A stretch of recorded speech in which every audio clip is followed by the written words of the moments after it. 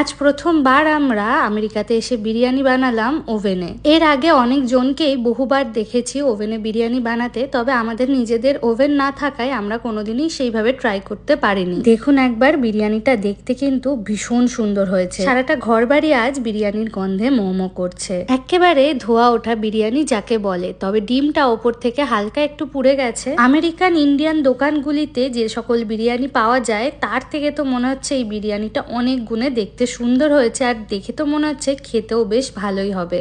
আজকের এই বিরিয়ানিটা পুরোটাই কিন্তু অভিজিৎই করেছে, তবে এই বিরিয়ানির রেসিপিটা শেখা কিন্তু আমেরিকার এক দাদার কাছ থেকে। কি যে ভালো গন্ধ বেরিয়েছে তার ভিডিওতে বোঝাবো কি করে। আর আজ যেহেতু ছুটির দিন, রান্না বসাতেও একটু দেরি হয়ে গেছে, পেটে কিন্তু একদম ছুঁচো দৌড়াচ্ছে। তার মধ্যে যদি নাকে এরকম আসে বিরিয়ানির গন্ধ, তখন সিচুয়েশনটা ঠিক কেমন হয় আশা করি অনেকেই হয়তো আপনারা বুঝতে পারছেন। আর বিশ্বাস করুন, ওভেনে বিরিয়ানি বানাতে একদম কিন্তু অল্প সময় লাগে। সবকিছু ম্যারিনেট করে জাস্ট ওভেনে ঢুকিয়ে দিলেই বিরিয়ানি কিন্তু একদম রেডি হয়ে যায়। তবে আমি কিন্তু আজকে রাইস বেশি খাবো না, চিকেনটাই একটু বেশি করে নেব।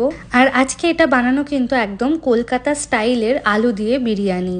জানেন তো, আমার পাশের ঘরে একজন আমেরিকান প্রতিবেশী থাকে, সেও আমাকে একদিন বলছিল যে সে বিরিয়ানি খেতে ভীষণ ভালোবাসে। তবে তার সাথে সে এটাও বলেছে আমরা ইন্ডিয়ানরা যতটা ঝাল খাই সেই ঝালটা তারা নিতে পারে না। তবে আমি তাকে কথা দিয়েছি যে আমি তাকে একদিন ঝাল ছাড়া বিরিয়ানি রান্না করে খাওয়াবো। আচ্ছা, আপনারা এই দেখে বলুন তো আজকের বিরিয়ানিটা দেখতে কেমন হয়েছে।